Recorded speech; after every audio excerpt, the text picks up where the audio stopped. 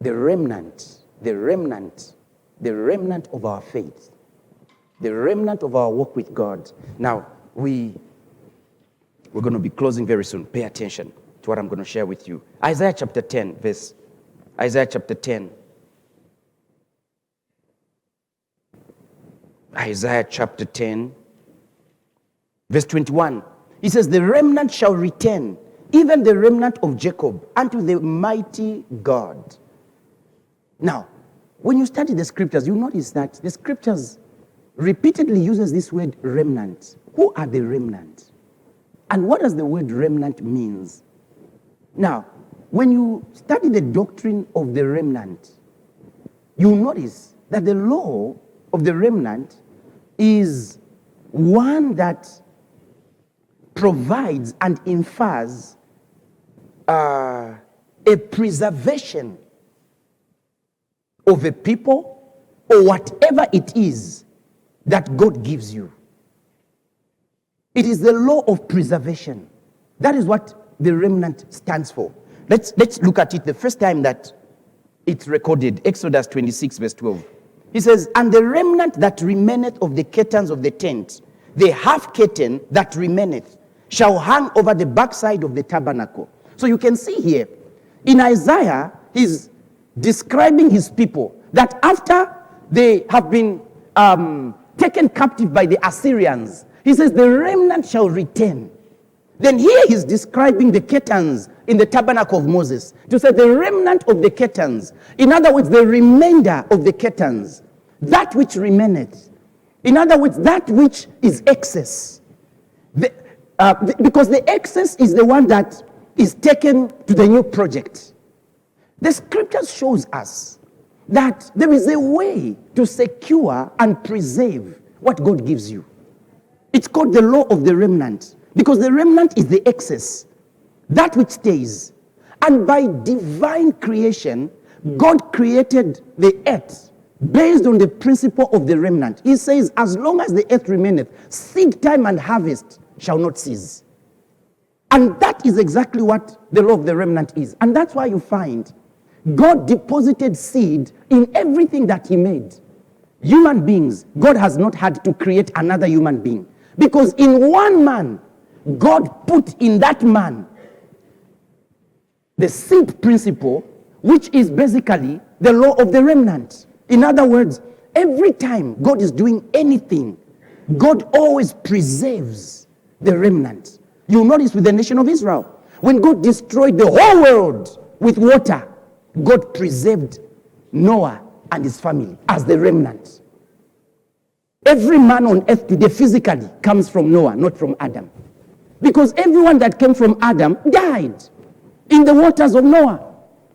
So every man today physically can be connected and traced to Noah, because God destroyed everyone. You see the same thing when God was destroying Sodom. God destroyed everyone, and God preserved Lot and his two daughters. They were the remnant that came out of Sodom and Gomorrah. Are you seeing that? During the most difficult period on earth, which the Bible describes as the tribulation, the last 3.5 years of the tribulation, look at what God says. God talks about the 144,000 Jews that are going to be the remnant of God preaching in those days. And these are not angels. No, these are men born of women. But they are going to be a remnant, because the remnant is that lot that God gives you, that preserves you. When God says, I'm the God of Abraham, Isaac, and Jacob, that's what he's meaning. In other words, I'm the God that goes beyond you. I'm the God that preserves your future. You know, one of those things that many times many parents are concerned about is whether their children will preserve the prosperity and what they have left for them. There is a way, and God shows us in the scriptures, because the scriptures show us the law of the remnant is a law of preservation.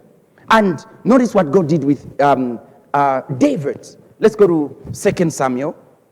2 Samuel. We're going to read chapter 7, verse 1. And it came to pass when the king sat in his house, And the Lord had given him rest round about from all his enemies. That the king said unto Nathan the prophet, see now, I dwell in a house of cedar, but the ark of God dwelleth within curtains. And Nathan said to the king, go, do all that is in thy heart, for the Lord is with thee. Look at what happened. David desires, he says, I live in a house, well built. I want to build God a house.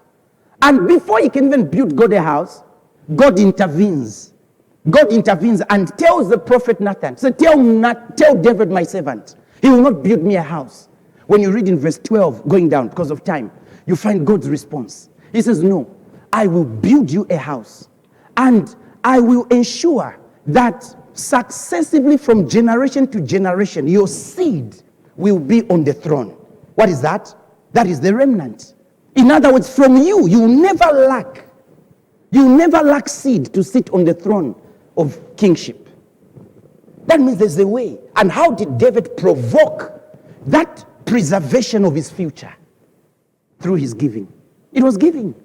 It was giving. It was not his prayers. No. It was not his righteousness. It's giving that made David to receive that blessing that went beyond him. What about Abraham? Go to Genesis 22. Genesis 22. You see what your giving does. I'm telling you, the best way to secure the future of your children is not prayer. It's that godly giving. Yes, that giving from your spirit.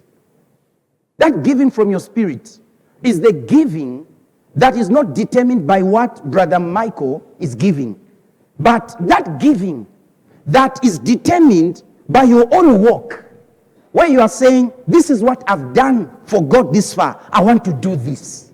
Are you hearing me? Yeah. Because in giving to God, in whatever you do for God, whether it's your faith work or it's giving, you see, the best measure is always to outdo your past. I tell you that all the time. That's the giving that honors God.